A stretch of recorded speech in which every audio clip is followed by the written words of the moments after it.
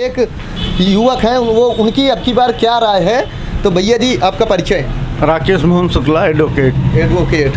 तो आप एडवोकेट हैं। जैसे कि जिस तरीके से विधानसभा का 2022 का चुनाव दिन प्रतिदिन करीब आता जा रहा है, क्या योगी जी मुख्यमंत्री बन पाएंगे कि यूपी में बदलाव होगा? यूपी में बदलाव होने के चांसेस दिख रहे हैं। हमारे यहाँ के जनसत्ता दल जी के माननीय राजा भैया हमारे जी, ये इनकी पार्टी काफ़ी तेज़ी से प्रोग्रेस कर रही है जी। अभी हमारे यहाँ इनके कार्य को देखते हुए हम लोग भी चाहते हैं कि अभी चीफ मिनिस्टर बने। हाँ, अब ये सीएम बने। हाँ, जैसे कि बात किया जाए जनसत्ता दल की, तो प्रतापगढ़ में कितनी सीटें ला पाएंगे?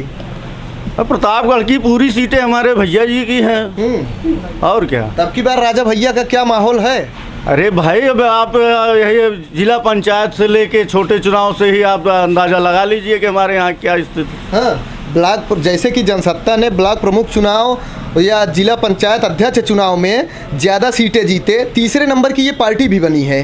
तो इससे क्या फ़ायदा होगा 2022 में?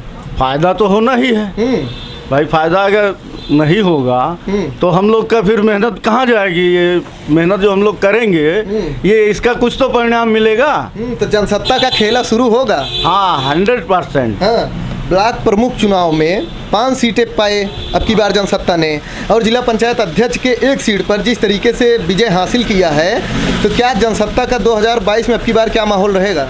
अरे माहौल तो आप देख ही रहे हैं, बहुत बढ़िया चल रहा है हमारे यहाँ का। कांग्रेस के मुकाबले जनसत्ता का ग्राफ बढ़ा है, तो 2022 में इसका फायदा होगा? जरूर होगा भाई। हाँ, जरूर होगा। इस बार राजा जी बनेंगे मुख्यमंत्री? भाई हम लोग का तो यही पूरा प्रयास रहेगा कि हमारे भैया जी बने चीफ मिनिस्टर, तो हम लोग का भी कुछ। हाँ, इस बार राजा भैया को ही बनाएंगे मुख्यमंत्री? भाई हम लोग तो अपने दिल से चाहते हैं कि बन जाएं। हाँ, 2022 में राजा जी का क्या मुद्दा होगा? किस मुद्दे पर प्रदेश भर में ये चुनाव लड़ेंगे? भाई सबसे ज़्यादा तो ये कि सवर्णों के लिए कोई भी नेता नहीं बोलता जी। सवर्णों में क्या गरीबी नहीं है जी। एक से एक हमारे यहाँ के सवर्ण हैं जो भूखे मर रहे हैं जी। उनके लिए साला कोई भी नेता बोलने वाला नहीं, अभी तक पैदा ही नहीं हुआ, चाहे वो बीजेपी हो या अन्य कोई भी पार्टी हो। सवर्ण के लिए तो आज तक बोलने के लिए कोई लीडर तैयार ही नहीं हुआ है, जो कि हमारे राजा भैया कम से कम कोई तो हमारे सवर्ण का लीडर है कि बोलने के लिए तैयार हुआ।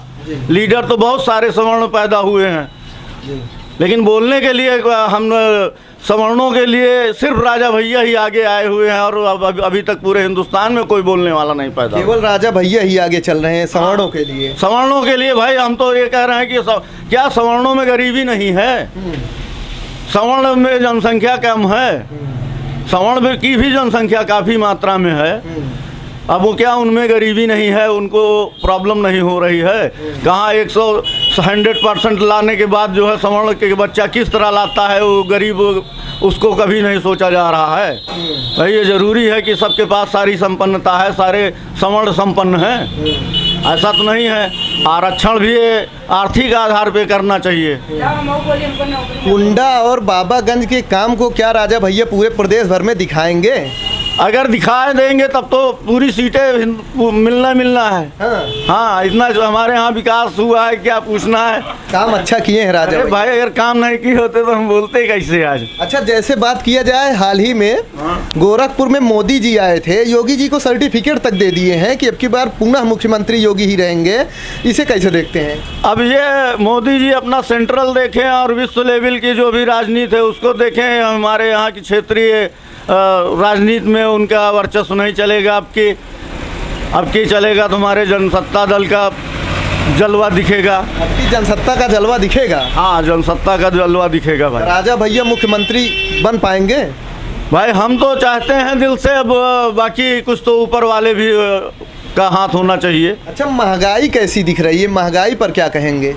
महंगाई पे तो भाई इस समय अभी तक तो मोदी जी ही बहुत सारी चीज़ें पेट्रोल पे हर मुद्दे पे आंदोलन करने के लिए उतरते थे मैदान में, लेकिन अभी उनके राज्य में खुद उनके समय सीमा में खुद इतने महंगाई बढ़ रही है कि उस पर कंट्रोल नहीं कर पा रहे हैं। गरीबों के लिए समस्या तो है ही है। महंगाई पर कंट्रोल नहीं कर पा रहे हैं। हाँ, महंगाई पे ये कंट्रोल गवर्नमेंट नहीं कर पा रही भाई। महंगाई के मुद्दे पर सरकार फेल है। हाँ, महंगाई के मुद्दे पे सरकार पूरी तरीके से फेल दिख रही है। अब की बार यूपी में बदलाव होगा। यूपी में बदलाव होना जरूरी है, जरूरी है ये। इस तरीके से ब्लॉक प्रमुख और जिला पंचायत अध्यक्ष के चुनाव में गुंडागर्दी सामने आई है। प्रदेश भर में 52 केसेज आए हैं। लखीमपुर खीरी की बात करें तो महिला की साड़ी तक खींची गई। इसको आप किस नज़रिए से देखते हैं? भाई ये तो अभी महिलाओं के सुरक्षा पे बहुत सारे कार्यक्रम किया गया, लेकिन उसके बावजूद भी वो धरातल पे नहीं उतर रहा है। योगी जी को इस पे ध्यान देना चाहिए। भाई यही है कि महिलाओं की सुरक्षा पे खाली कार्यक्रम से ही काम थोड़ी नहीं चलेगा, उसको धरातल पे लाना चाहिए, तभी ये समस्या का समाधान हो सकता है। अच्छा, योगी जी के कितने काम हैं, वादे हैं जो धरातल तक दिखे हैं? अब योगी जी के काम तो बहरहाल कुछ तो दिखे ही हैं, लेकिन बहुत ज़्यादा मैं संतुष्ट नहीं हूँ योगी जी के कार्य से। गौ मुद्दों पे जैसे कि गौ मुद्दा है, गौ मुद्दे पे देख रहा हूँ कि जानवरों के लिए अभी भी उनकी वजह से सड़क पे हादसे हो रहे हैं और जानवर खुद जो है पीड़ित हो रहे हैं। देख रहे हैं वो खुद, उनका एक्सीडेंट होता है, वो सड़क पे मारे मारे फिर रहे हैं, उनके घाव दिख रहे हैं जानवरों के। पता लग रहा है पैर उनका टूटा हुआ है, घाव बना हुआ है, कीड़े लगे हुए हैं, टहल रहे हैं। अब वो रोड पे जानवर अधिक आ रहे हैं तो रोड एक्सीडेंट भी हो रहा है, पब्लिक को भी नुकसान हो रहा है। तो ये गौ मुद्दे पे भी इनको कुछ कार्यक्रम अपना जो भी है उसको बना के अच्छे तरीके से धरातल पे लाना चाहिए। गौवध बंद किए अच्छी बात है, लेकिन ये है कि भाई इसको भी उसका कुछ तो व्यवस्था करना ही चाहिए। पब्लिक भी त्रस्त है। हाँ, पब्लिक त्रस्त है, किसान भाई हमारे त्रस्त हैं खेती की वजह से कि भाई वो जानवर छुट्टा आते हैं तो भीड़ में आते हैं, कितना रखवाली किया जाए। आपने जिस तरीके से किसानों की बात की, किसानों के लिए क्या क्या किया है?